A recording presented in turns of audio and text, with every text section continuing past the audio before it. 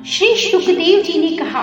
बुद्धि के द्वारा पिछले अध्याय में वर्णित रीति से निश्चय करके तथा मन को हृदय देश में स्थिर करके वह गजराज अपने पूर्व जन्म में सीखकर कंठस्थ किए हुए सर्वश्रेष्ठ एवं बार बार दोहराने योग्य उस स्तोत्र का मन ही मन पाठ करने लगा। गजेंद्र कहता है, जिनके प्रवेश करने पर ये जड़ शरीर और मन सभी चेतन बन जाते हैं, ओम शब्द के द्वारा लक्षित तथा संपूर्ण शरीर में प्रकृति एवं पुरुष रूप में प्रविष्ट हुए उन सर्व समर्थ परमेश्वर को हम मन ही मन नमन करते हैं। जिनके सहारे पर यह विश्व टिका है, जिससे यह निकला है और जिन्होंने इसकी रचना की है, जो स्वयं ही इसके रूप में प्रकट है, फिर भी जो इस दृश्य जगत से एवं इसकी कारणभूता प्रकृति से सर्वथा परे है और श्रेष्ठ है, उन अपने आप बिना किसी कारण के बने हुए भगवान की मैं शरण लेता हूँ। अपने संकल्प शक्ति के द्वारा अपने ही स्वरूप में रचे हुए और इसलिए सृष्टि काल में प्रकट और प्रलय काल में उसी प्रकार अप्रकट रहने वाले उस शास्त्र प्रसिद्ध कार्य कारण रूप जगत को जो अकुंठित दृष्टि होने के कारण साक्षी रूप से देखते रहते हैं, उसमें लिप्त नहीं रहते, वे चक्षु आदि प्रकाशकों के भी परम प्रकाशक प्रभु मेरी आप रक्षा करें।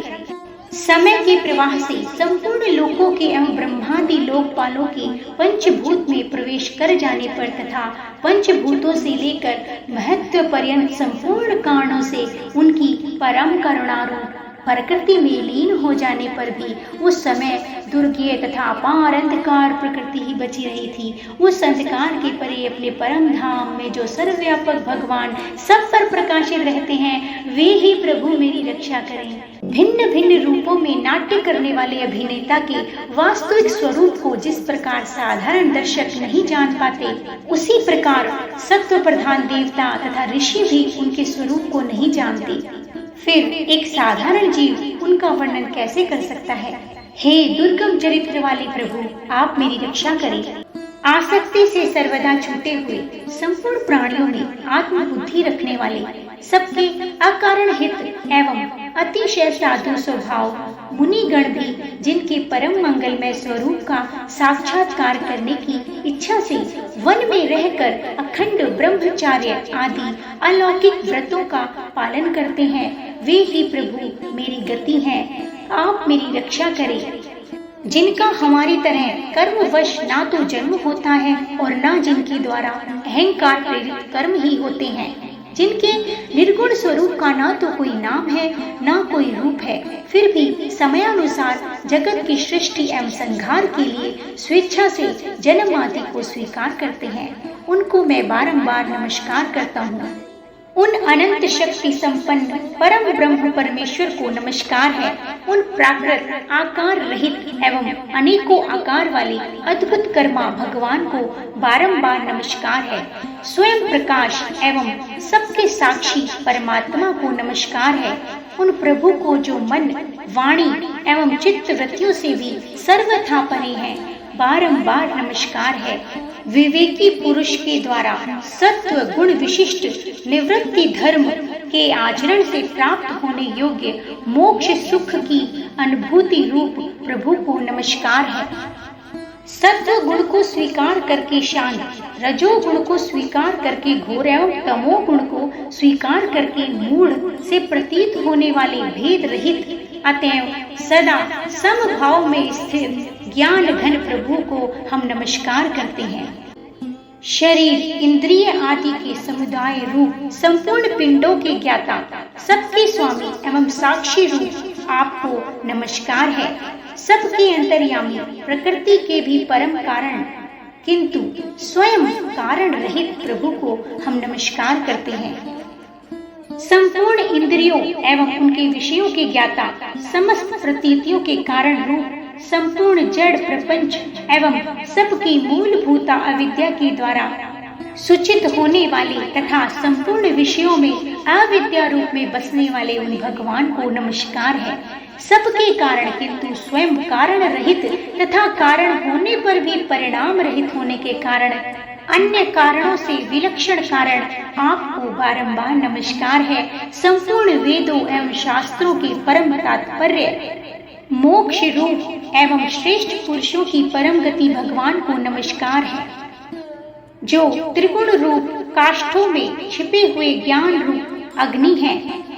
उक्त गुणों में हलचल होने पर जिनके मन में सृष्टि रचने की बाह्य वृत्ति जागृत हो उठती है और आत्म तत्व की भावना के द्वारा विधि निषेध रूप शास्त्र से ऊपर उठे हुए ज्ञानी महात्माओं में जो स्वयं प्रकाशित हो रहे हैं, उन प्रभु को मैं नमस्कार करता हूँ। मुझ जैसे अज्ञानी की अज्ञानता को मिटाने वाले, अत्यधिक दयालु और दया करने वाले, कभी आलस्य न करने वाले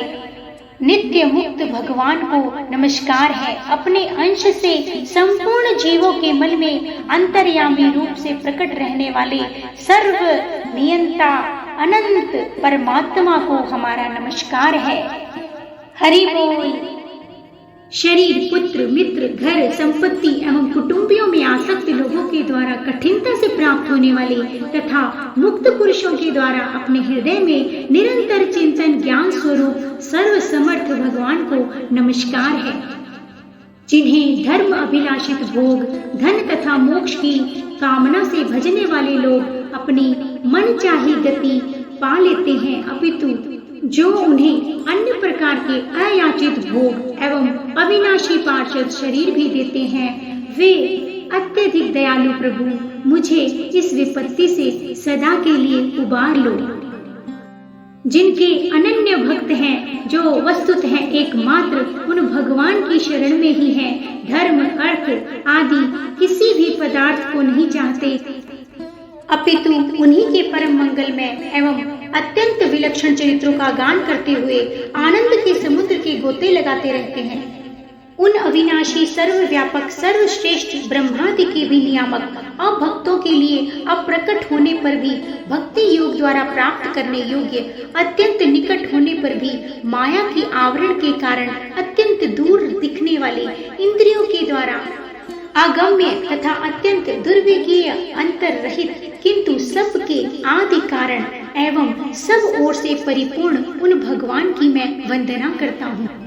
ब्रह्मादि समस्त देवता, चारों वेद तथा संपूर्ण चराचर जीव नाम और आकृति के भेद से जिनके अत्यंत क्षुद्र अंश के द्वारा रचे गए हैं, जिस प्रकार प्रज्वलित अग्नि से लपटी तथा सूर्य से किरणें बार बार निकलती हैं और पुनः अपने कारण में लीन हो जाती हैं, उसी प्रकार बुद्धि, मन, इंद्रियां और अनेक योनियों में शरीर, यह गुणमय प्रपंच जिन स्वयं प्रकाश परमात्मा से प्रकट होता है और पुनः उन्हीं में लीन हो जाता है, वे भगवान वास्तव में न तो देवता हैं, न असुर हैं, न मनुष्य हैं और न ही किसी योनि के प्राणी हैं, न वे स्त्री हैं, न पुरुष हैं और न ही नपुंसक है, न वे ऐसी कोई जीव है जिनका इन तीनों ही श्रेणियों में समावेश न हो सके, न वे गुण है, न कर्म है, न कार्य है और न ही कारण है। इन सब का निषेध हो जाने पर जो कुछ बच जाता है वही उनका स्वरूप है और वे ही सब कुछ है। हे ईश्वर, आप मेरा उद्धार करें। गजराज कहता है, मैं इस ग्राह के चंगुल से छूटकर जीवित रहना नहीं चाहता, क्योंकि भीतर और बाहर सब ओर से अज्ञान के द्वारा ढके हुए इस हाथी के शरीर से मुझे क्या लेना है। मैं तो आत्मा के प्रकाश को ढक देने वाले उस अज्ञान की निवृत्ति चाहता हूँ, जिसका काल क्रम से अपने आप नाश नहीं होता, अपितु भगवान की दया से ही ज्ञान का उदय होता है। इस प्रकार मोक्ष का अभिलाषी मैं, विश्व के रचयिता स्वयं विश्व के रूप में प्रकट तथा विश्व से सर्वथा परे, विश्व को खिलौना बनाकर खेलने वाले, विश्व में आत्मा रूप से व्याप्त अजन्मा, सर्वव्यापक एवं प्राप्तव्य वस्तुओं में सर्वश्रेष्ठ श्री भगवान को मैं प्रणाम करता हूँ और मैं उनकी शरण में हूँ। जिन्होंने भगवत भक्ति रूप योग के द्वारा कर्मों को जला डाला है, वे योगी लोग उसी योग के द्वारा शुद्ध किए हुए अपने हृदय में जिन्हें प्रकट हुआ देखते हैं, उन योगेश्वर भगवान को मैं नमस्कार करता हूँ। जिनकी त्रिगुणात्मक शक्तियों का राग रूप वेग असह्य है, जो संपूर्ण इंद्रियों के विषय रूप में प्रतीत हो रही हैं तथा जिनकी इंद्रियां विषयों में ही रची बसी रहती हैं, ऐसे लोगों को जिनका मार्ग भी मिलना असंभव है, उन शरणागत रक्षक एवं शक्तिशाली भगवान को बारंबार नमस्कार है। जिनकी अविद्या नामक शक्ति के कार्य रूप अहंकार से ढके हुए अपने स्वरूप को यह जीव जान नहीं पाता, उन अपार महिमा वाले भगवान की शरण में मैं हूँ। हे ईश्वर, आप मेरी रक्षा करें। श्री सुखदेव जी ने कहा, जिसने पूर्वोक्त प्रकार से भगवान के भेद रहित निराकार स्वरूप का वर्णन किया था, उस गजराज के समीप जब ब्रह्मा आदि कोई भी देवता नहीं आए, जो भिन्न भिन्न प्रकार के विशिष्ट विग्रहों को ही अपना स्वरूप मानते हैं, तब साक्षात श्री हरि, जो सबके आत्मा होने के कारण सर्व देव स्वरूप हैं, वहां प्रकट हो गए। गजराज को इस प्रकार दुखी देखकर तथा उसके द्वारा पढ़ी हुई स्तुति को सुनकर सुदर्शन चक्रधारी भगवान स्वयं इच्छा रूप वेग वाले गरुड़ जी की पीठ पर सवार हो स्तवन करते हुए देवताओं के साथ तत्काल उस स्थान पर पहुंच गए जहां पर वह हाथी था। हरि बोल। सरोवर के भीतर महाबली ग्रह के द्वारा पकड़े जाने पर दुखी हुए उस हाथी ने आकाश में गरुड़ की पीठ पर चक्र को उठाए हुए भगवान श्री हरि को जब देखा, अपनी सूंड को जिसमें उसने कमल का फूल ले रखा था ऊपर उठाया और बड़ी ही कठिनता से ये वाक्य कहे, सर्व पूज्य भगवान श्री हरि नारायण, आपको प्रणाम है। हरि बोल। उसे पीड़ित देखकर श्री हरि एकाएक गरुड़ को छोड़कर नीचे झील पर उतर आए। वे दया से प्रेरित हो ग्राह सहित उस गजराज को तत्काल झील से बाहर निकाल लाए और देवताओं के देखते देखते चक्र से उस ग्राह का मुंह चीर कर उसके चंगुल से हाथी को उबार लिया।